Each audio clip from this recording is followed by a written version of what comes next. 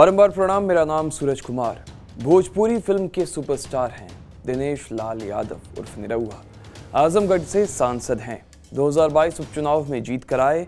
हराया था सपा के राष्ट्रीय अध्यक्ष अखिलेश यादव के भाई धर्मेंद्र यादव। और इस जीत में सबसे बड़ा फर्क पैदा किया था बसपा के प्रत्याशी गुड्डू जमाली ने, जो अब सपा के साथ हैं।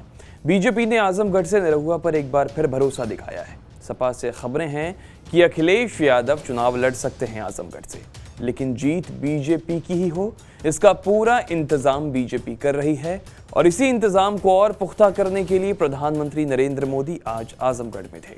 उन्होंने मंदूरी एयरपोर्ट और महाराजा सुहेलदेव विश्वविद्यालय का उद्घाटन किया।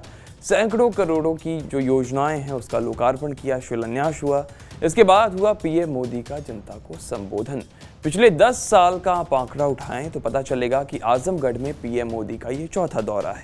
इससे पहले वो 2014, 18, 19 में आजमगढ़ आए थे। अपने 3 बार के दौरे में उन्होंने 2 बार आम चुनाव में प्रत्याशियों के लिए वोट मांगे, लेकिन पार्टी को हार मिली। 2018 में मंदूरी एयरपोर्ट निर्माण कार्य का वो शिलान्यास करने आए थे। एक दशक से देश में पीएम मोदी को मिलने वाले वोटों का स्तर लगातार बढ़ा है, लेकिन यूपी का आजमगढ़ वो जिला है जहां पीएम की लोकप्रियता का बीजेपी को उतना बहुत ज्यादा लाभ मिलता नहीं दिखता। हालांकि 2022 लोकसभा उपचुनाव में बीजेपी को जीत जरूर मिली, लेकिन अखिलेश के चुनाव लड़ने के संशय ने बीजेपी को आजमगढ़ से जोर लगाने पर इस बार विवश कर दिया है। बीजेपी किसी भी हाल में सीट को नहीं गंवाना चाहती है। यही कारण है कि बीजेपी के टॉप टू बॉटम नेताओं की नजर आजमगढ़ पर है। यादव बहुल्य सीट और भोजपुरी समाज में पहचाने जाने वाले अभिनेता दिनेश लाल यादव निरहुआ को बीजेपी ने आजमगढ़ से तीसरी बार उम्मीदवार बनाया है। वहीं जिले की दूसरी लोकसभा सीट लालगंज से नीलम सोनकर को प्रत्याशी बनाया गया है। आजमगढ़ जिला चुनावी मिजाज से बीजेपी के लिए कभी मुफीद नहीं रहा।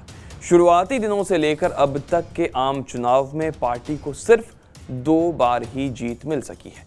आजमगढ़ सीट लोकसभा चुनाव 2009 में बीजेपी की रमाकांत वहां से जीते और फिर 2014 में लालगंज पर नीलम सोनकर ने पहली बार कमल खिलाया था।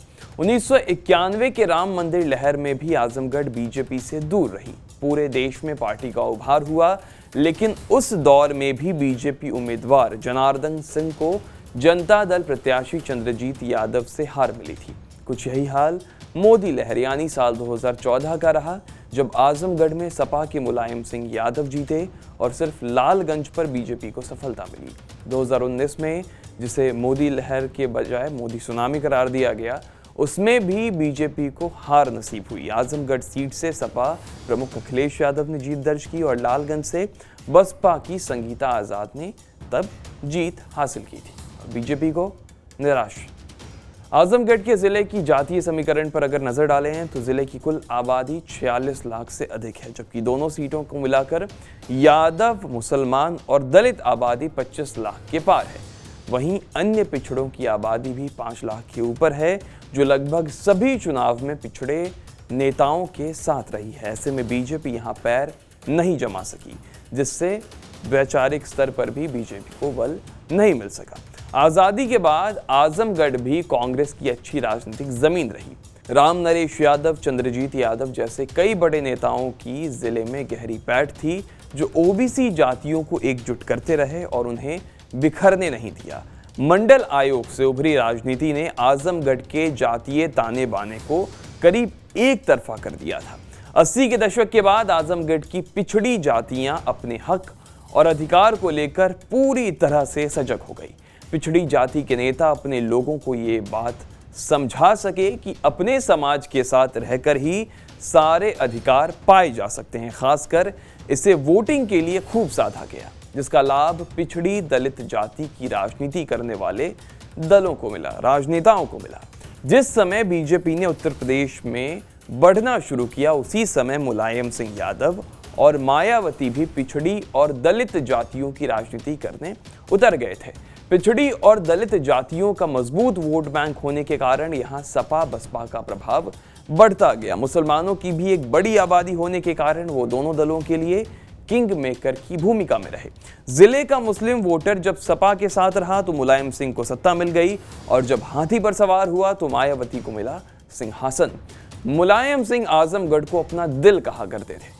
आजमगढ़ में बीजेपी की टिकाऊ जीत न मिल पाने का सबसे बड़ा कारण ये भी रहा कि मुस्लिम वोट बैंक जो था यानी कि जो है कांग्रेस, जनता दल और अन्य पार्टी के साथ रहा, लेकिन संप्रदायवाद का आरोप लगाकर बीजेपी को उसने हमेशा से खारिज किया है। आजमगढ़ में मुसलमानों को किसी दल से कोई मतलब नहीं होता, ऐसा वहाँ के जो पत्रकार हैं वो बताते हैं। यहाँ उनका सीधा फंडा ये है कि जो बीजेपी को रोक सके उसे वोट करो। माहौल भांपने के बाद वो जिताऊ पार्टी के कैंडिडेट के साथ जाते हैं। एक मुश्त वोट के बल पर जिसे चाहते हैं वो जिताते भी हैं और बीजेपी को वो आसानी से हरा पाने में सफल हो जाते हैं। पिछले 3 दशक की राजनीति पर आप नजर डालें तो जिले की राजनीति पर रमाकांत यादव, दुर्गा प्रसाद यादव, आलम बड़ी, सुखदेव राजभर, आजाद गांधी जैसे नेताओं की धाक रही, जिन्होंने पिछड़ा, दलित और मुसलमान वोट को एक तिजोरी में फिट करके यहाँ की लड़ाई को दिलचस्प बनाए रखा।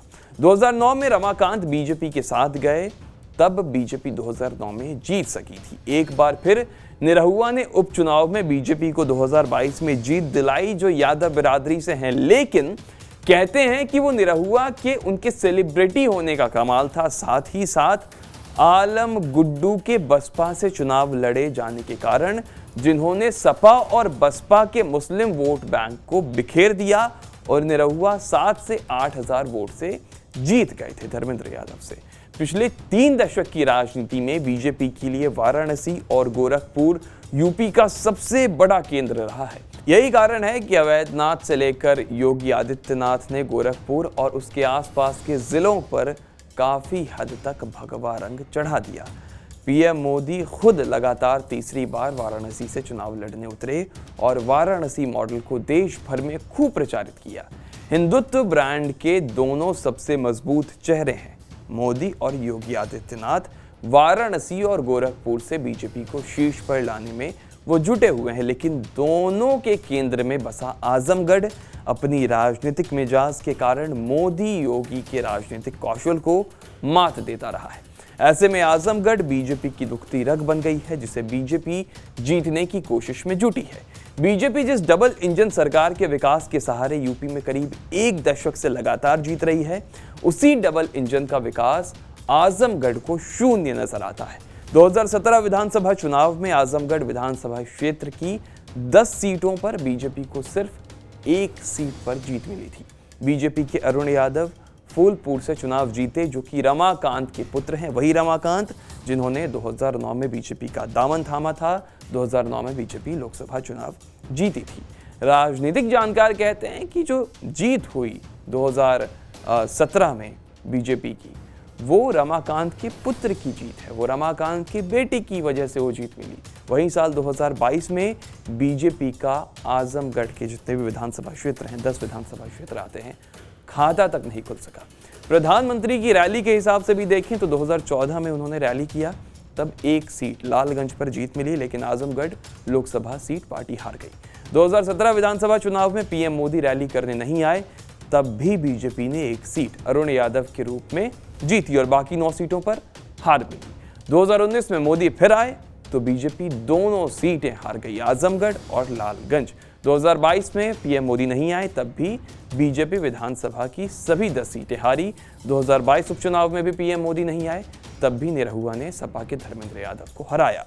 और अब बीजेपी उसी जीत को कायम करने के लिए अपने सबसे बड़े नेता पीएम मोदी को उतार रही है मैदान में, जो कि विपक्षी गुणों में चुनावी बाजी पलटने के लिए जाने जाते हैं, माहिर हैं। कहा जाता है कि पीएम इस रैली से आजमगढ़ के साथ आसपास के जिलों को भी साधने की कोशिश कर रहे थे।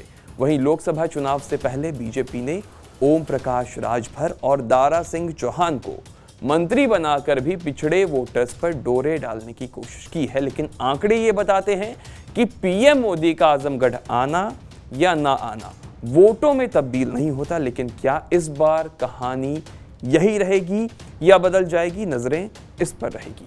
बाकी आप उत्तर प्रदेश और उत्तराखंड की खबरों को जानने के लिए देखते रहिए TV9 उत्तर प्रदेश उत्तराखंड।